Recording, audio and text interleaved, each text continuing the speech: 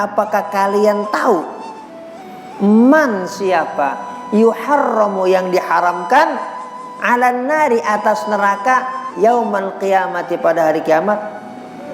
Bayangin, ada orang yang begitu baik, neraka aja menyentuh dia punya fisik atau kulit diharamkan oleh Allah Subhanahu wa taala. Bayangin.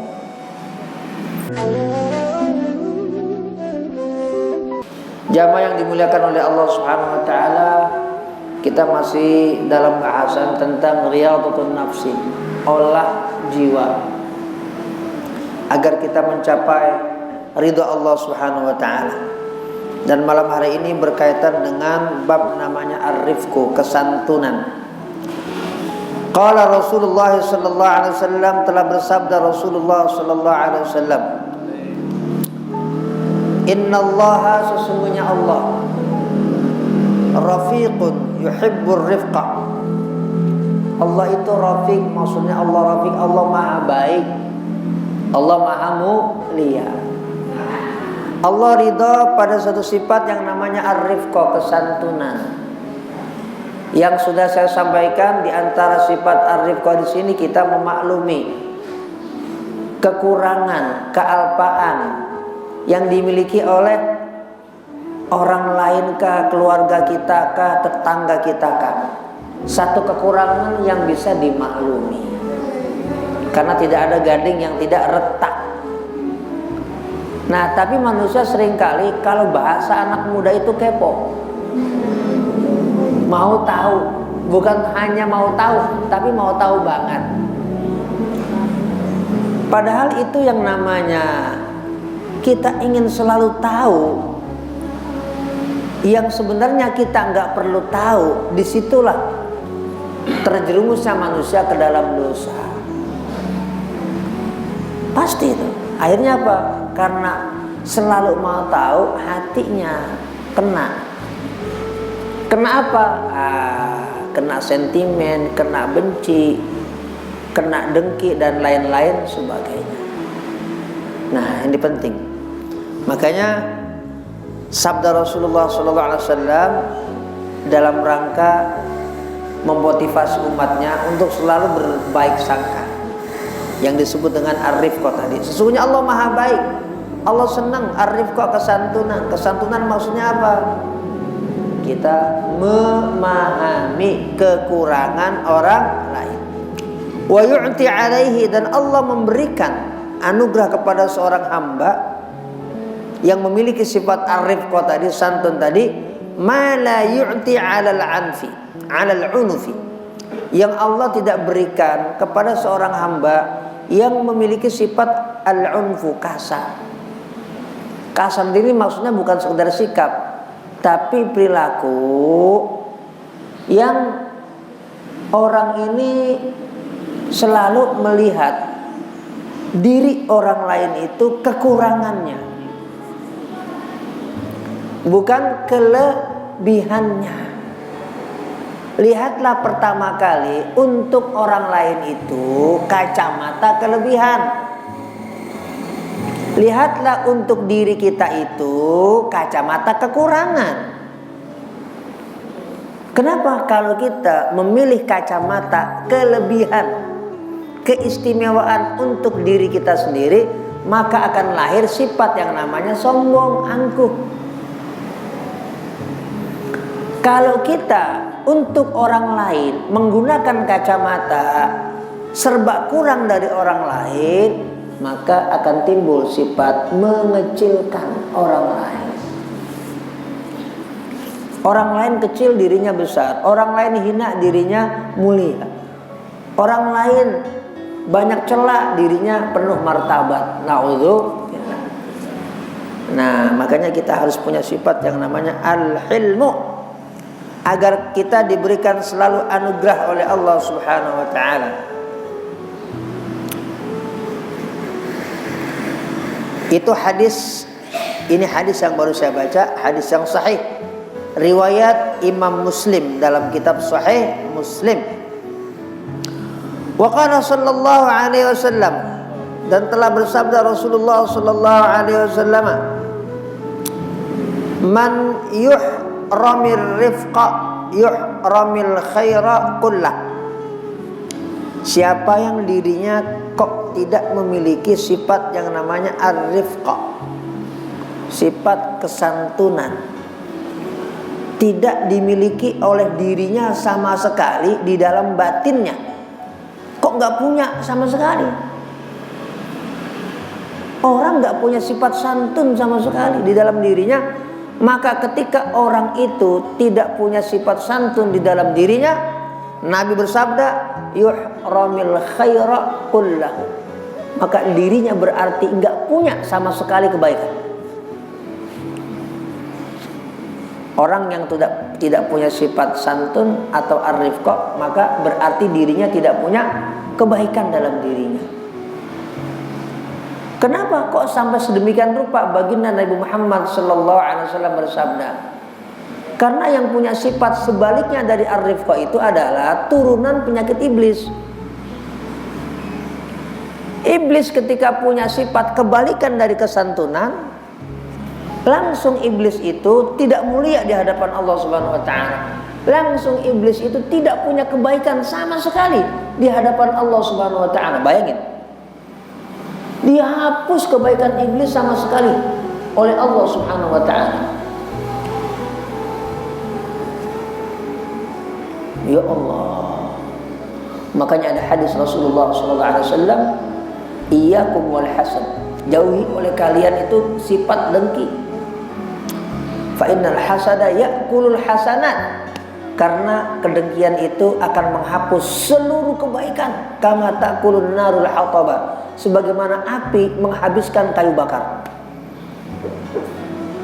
Kita ini baru beribadah berapa tahun sih? Iblis itu sudah beribadah ribuan, puluhan ribu, bahkan ratusan ribu tahun sebelum diciptakannya Nabi Adam oleh Allah Subhanahu wa taala. Sejarah iblis itu sebelum diciptakan Nabi Adam oleh Allah Subhanahu wa taala ahli ibadah. Jangan salah. Ahli sujud kepada Allah Subhanahu wa taala. Bukan sujud ahli sujud kepada Allah Subhanahu wa taala, tapi ketika hatinya terdampar penyakit yang namanya al-hiqdu, dengki, maka seluruh kebaikan iblis dihapus oleh Allah Subhanahu wa taala. Maka jangan sampai ibadah kita yang sudah baik istiqomah dari mulai sholat 5 waktu, atau tambah lagi dengan berjamaah, tambah lagi dengan qabliyah, ba'diyah, tambah lagi dengan ngaji, menghadiri majlis-majlis ilmu, majlis-majlis ta'lim, menghadiri maulid Nabi Muhammad sallallahu alaihi wasallam, tapi di hati kita masih tersimpan sifat-sifat buruk, maka ini berbahaya buat diri kita. Dikhawatirkan kebaikan kita kok dihapus oleh Allah Subhanahu wa taala. Na'udzubillah. Inilah pentingnya kita ngaji kitab Ihya Ulumuddin. Jadi jangan sampai kulitnya saja kita baik, tampilan luarnya saja kita mulia, zahirnya saja kita kelihatannya taat kepada Allah Subhanahu wa taala, tapi di dalam batin, hati dan sanubari kita menyimpan bara. Kalau kita simpan bara kejelekan, iri, dengki, hati yang gak pas kepada orang lain, selalu buruk sangka, maka ini bara di dalam hati kita membakar semua. Kan sayang, sia-sia di hadapan Allah Subhanahu wa ta'ala. Nah, penting apa yang disampaikan oleh Imam Al-Ghazali di sini, dan beliau selalu mencantumkan hadis-hadis dan sabda Rasulullah sallallahu alaihi wasallam. Wa qala Rasulullah sallallahu alaihi wasallam, dan telah bersabda Rasulullah sallallahu alaihi wasallam, idza ahabballahu, apabila Allah mencintai, ridha ahla baitin, terhadap satu ahlu bait, terhadap satu keluarga maksudnya. Ketika Allah ridho terhadap satu keluarga, satu rumah, maka adkhala alaihim ar-rifqa, Allah akan masukkan ke dalam keluarga itu sifat yang namanya ar-rifqah, sifat yang santun, sikap yang penuh kebaikan. Maka keluarga itulah yang disebut dengan baiti jannati, rumahku adalah surgaku. Tetangga punya apapun tetap tidak bergeming, tidak komen. Tetangga punya pencapaian di kantor apapun tetap tidak ada iri, malah mendoakan, ya Allah, alhamdulillah tangga saya sekarang punya mobil 10. Alhamdulillah tangga kiri kanan depan belakang saya sekarang makmur. Ini suasana hati, nggak ada di zahir. Nah, godaan ini yang seringkali ada di dalam diri kita. Kalau nggak kita, bini kita. Kalau nggak bini kita, anak kita. Pak, beliin apa? Beliin sepeda. No, teman saya di samping itu tuh, tetangga punya sepeda apa misalnya. Nah, ini anak kita sudah merasuk nih, waduh. Nah, kita sudah ajarkan sedini mungkin anak kita itu sifat-sifat yang baik, ar-rifqah. Jangan sampai kita malah ikut panas. Tenang nak, masa bapak nggak bisa. Nah, salatullah, insalihin. Jangan seperti itu. Ini suasana batin, ini suasana hati. Ada di sekeliling kita, di depan mata kita. Bagaimana kita ini semuanya bisa mensikapi hal-hal yang ada di sekeliling kita dengan akhlak yang diajarkan oleh baginda Nabi Muhammad sallallahu alaihi wasallam.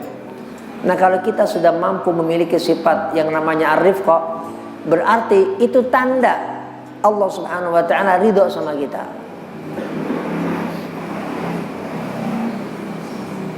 Nah, dan itu salah satu ciri umat Nabi Muhammad sallallahu alaihi wasallam.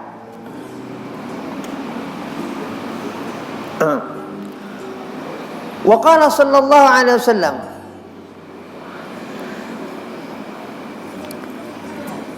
tadruna man yuharramu 'alan nari yaumal qiyamati?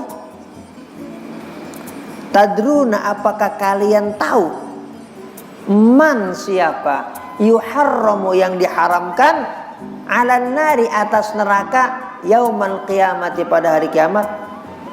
Bayangin, ada orang yang begitu baik, neraka aja menyentuh dia punya fisik atau kulit diharamkan oleh Allah Subhanahu wa taala. Bayangin, ada orang yang diharamkan masuk surga, ada orang yang diharamkan masuk neraka. Ini Nabi sedang bersabda tentang orang-orang yang diharamkan masuk neraka. Artinya gak bakal neraka itu bisa menyentuh kulitnya, dirinya. Maka Nabi bilang, atadruna man yuharramu 'alan nari yaumal qiyamah? Apakah kalian tahu siapa yang diharamkan disentuh neraka nanti pada hari kiamat? Rasulullah sallallahu alaihi wasallam bersabda, kullu hayyinin, orang yang gampang.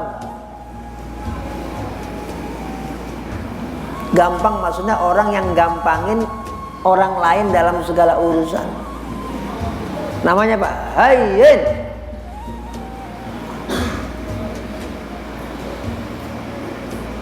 Hayyin, gampang. Terus Nabi bilang layyin, lentur. Orang yang gampang dan orang yang layyin, lentur. Bahasa kita menyebutnya fleksibel. Bahasa anak muda asik-asik aja. Dia mau orang yang asik-asik aja. Enjoy. Bahasa Rasulullah SAW layyin, lentur. Jadilah orang yang lentur, jangan kaku. Kenapa kita pun dikakuin oleh orang lain gak suka? Kita punya sifat kaku. Misalnya orang lain bersikap kaku sama kita, suka gak? Gak suka. Maka jangan punya sifat seperti itu. Punya sifat yang namanya layyin. Kalau kita bilang saya emang udah begini, berarti kita punya penyakit yang harus diterapi dan diobati.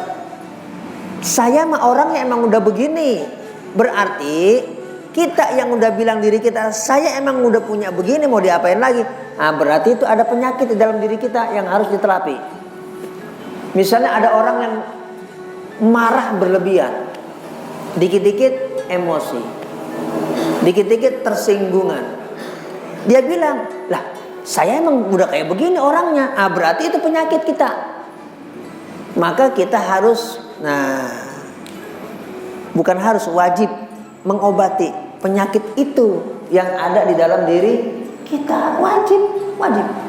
Jangan penyakit fisik doang. Dikit-dikit kita ke rumah sakit, dikit-dikit ke dokter, dikit-dikit berobat. Pilek sedikit udah ketakutan.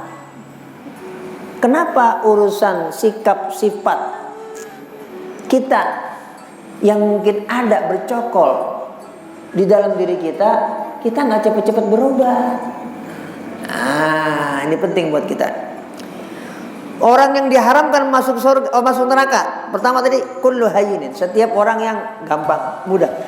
Layyinin, orang yang lentur. Sahlin. Ada ulama namanya Kiai Sahal. Sahal juga artinya mudah, gampang. Sahal juga artinya gampang. Lawannya Sahal, Sa'ab.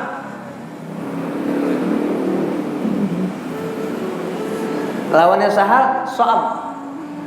Kalau bahasa Quran Sahal itu apa? Inna ma'al usri yusra. Sahal itu yusran, gampang.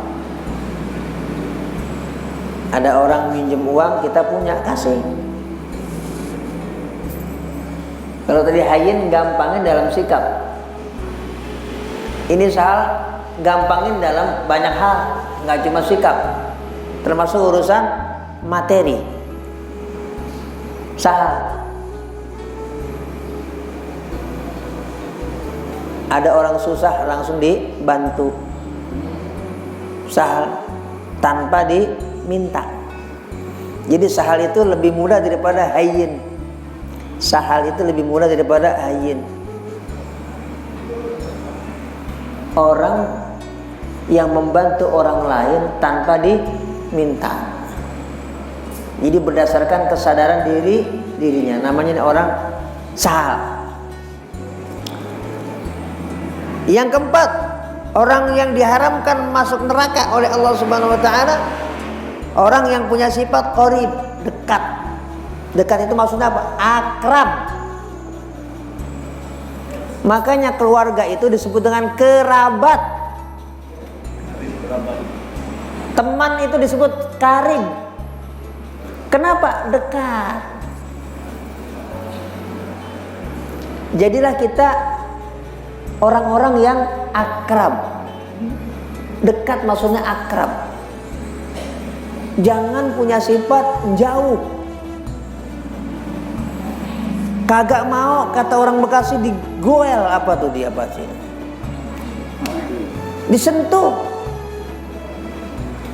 Dia mah, wah jangan barangan mah dia mah. Nggak boleh kegoel. Nggak boleh kecolek. Nggak boleh kecolek. Ini orang maunya jauh. Ya Allah, nggak boleh kecolek. Jadilah kita tuh orang yang qarib, dekat, akrab kepada orang lain. Jadi ini 4 sifat ini luar biasa. Kalau kita punya 4 sifat ini, dijamin oleh Allah Subhanahu wa taala. Tentunya ya setelah sholat, pastilah puasa itu kewajiban, pasti itu. Setelah infak, sedekah, zakat, kalau dia mampu haji. Setelah ini, kemudian kita punya sifat ini, maka diri kita dijamin, diharamkan masuk neraka oleh Allah Subhanahu wa taala. Diharamkan masuk neraka oleh Allah Subhanahu wa taala. Tentu tadi saya katakan setelah sholat, puasa dan lain-lainnya. Bukan punya ini aja nggak sholat, bukan. Itu menyemplung juga ke neraka. Setelah sholat, puasa, zakat, infak, kalau dia mampu tentu haji, dia punya sifat ini, yang 4 ini. Dia haramkan disentuh api neraka oleh Allah Subhanahu wa ta'ala. Kenapa? Udah bersih sifatnya. Ya kalau kekurangan, nggak ada manusia yang sempurna, nggak ada orang yang sempurna, nggak ada. Pasti orang itu punya kekurangan, siapapun dia, mau ulama, kiai, ustadz, syekh, semuanya pasti punya kekurangan. Makanya karena kita manusia tidak ada satupun yang lepas dari kekurangan, kita sebagai manusia harus memaklumi kalau orang punya kekurangan. Itu jangan gampang ngambek.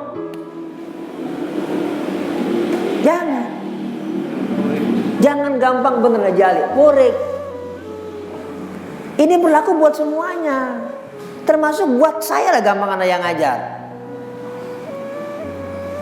Nggak dicium tangan dikit udah ngambek, kurang dihormati dikit kayaknya udah kagak mau ngajar. Itulah saya koreksi diri lah, misalnya gitu. Lah jangan begitu, saya nggak boleh. Harus memaklumi bahwa setiap orang itu punya kelebihan dan punya kekurangan. Kelebihannya kita muliakan, kekurangan kita maklumi, kita tutupi. Itu namanya sifat ar-rifqa yang diajarkan oleh baginda Nabi Muhammad sallallahu alaihi wasallam. Jadi kita menghadapi dunia ini enak. Itulah kenapa baginda Nabi Muhammad sallallahu alaihi wasallam secara fisik, walaupun beliau tentu sudah dijamin oleh Allah Subhanahu wa taala, tampilannya seger fresh. Rasulullah di usia 60 tahun tidak punya guratan yang ada di setiap tubuh kita. Nabi Muhammad tidak punya sedikit pun keriput di dalam semua tubuhnya. Tidak ada. Tidak ada keriput sama sekali. Rasulullah SAW tidak punya urat yang nyendol dikit pun di dalam dari kepala sampai ini. Kalau kita kan punya tuh. Ada yang apa nyendol urat itu. Kulit. Itu kayak gitu deh. Iya. Ini Rasulullah nggak punya sama sekali. Nggak ada. Ya itu maksudnya begitu. Tapi beliau ini kan karena capek. Betul Rasulullah SAW itu dijamin oleh Allah Subhanahu Wa Taala. Tapi kenapa beliau bisa seperti itu? Sikap hidupnya bisa diikuti oleh kita. Pola makannya. Pola makan Rasulullah SAW. Apakah Nabi makan kayak kita sekarang orang-orang kaya? Enggak juga. Rasulullah itu makan sederhana. Tapi cara makannya apik. Lah kalau kita apa aja disikat. Dan cara dan pola makan kita pok. Jarang kita mengunyah makanan. Nabi nggak pernah makan seperti yang sekarang kita lakukan. Dan Rasulullah nggak pernah makan langsung minum atau lagi makan sambil minum. Kita kan makan minum, udah gitu es lagi. Nggak pernah Rasulullah punya pola makan dan minum seperti itu. Makanya terjaga fisik beliau. Ini kita bicara kan untuk bisa kita ikutin. Kalau kita bilang itu kan guru, itu kan Rasulullah. Nah, kelar udah. Kalau Rasulullah kan kekasih Allah. Makanya saya bicara seperti ini karena Rasulullah SAW punya pola hidup yang bisa kita ikutin agar kita bisa sehat seperti Allah berikan sehat kepada Rasulullah SAW. Apik makan Rasulullah. Yang dimakan juga sederhana. Enggak semuanya seperti kita apa aja dimakan. Sambal dengan beragam sambal kita makan semua. Ikan dengan beragam ikan kita makan semua.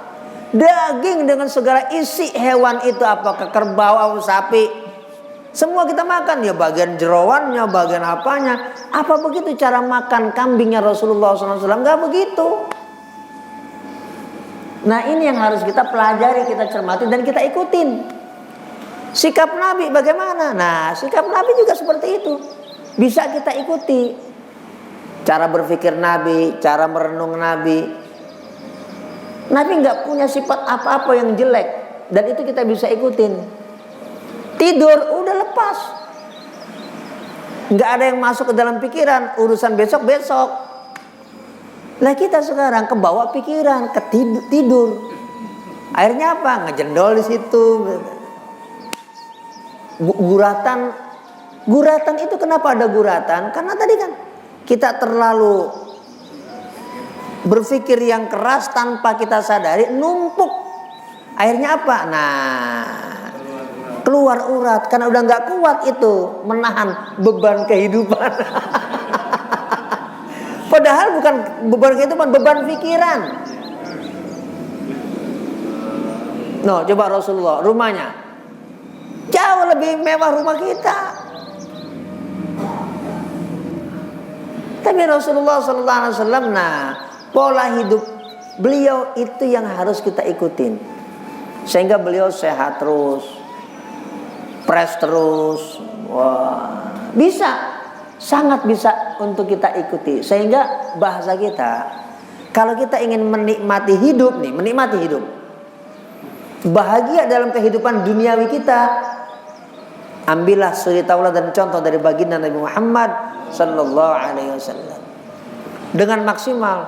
Ya kalau 100 sama Nabi nggak mungkin. Rasulullah itu al-insanul kamil, manusia yang sempurna. Kalau 100. Tapi Rasulullah itu adalah suri tauladan terbaik buat kita. Pasti itu. Sehingga kita membuat diri kita dibahagiakan oleh Allah Subhanahu wa taala. Dimudahkan fisik kita oleh Allah Subhanahu wa taala. 70 tahun serasa 30 tahun. Bisa nggak? Ya bisa, pasti bisa. Dan itu juga dicontoh oleh para sahabat Rasulullah Sallallahu Alaihi Wasallam. Di antaranya yang diajarkan oleh Imam Ghazali. Nah, tadi pikiran kita, isi kepala kita, hati kita, isi hati kita, ya lepas dari segala sesuatu yang merupakan sifat-sifat tercela dan buruk. Itulah kenapa kitab Ihya Ulumuddin ini jadi patokan umat Islam seluruh dunia. Jadi pegangan para ulama, jadi pegangan para wali, jadi pegangan para ahli tasawuf dari timur sampai barat, dari Tarim sampai ke Maroko, dipegang oleh para ulama, para wali, para kekasih Allah, para masyarakat, para umat Islam dari abad ke abad. Ini panduan karena ngikutin apa yang diajarkan oleh Allah dan oleh baginda Nabi Muhammad sallallahu alaihi wasallam. Mudah-mudahan kita termasuk yang bisa mensuri tauladani Rasulullah sallallahu alaihi wasallam.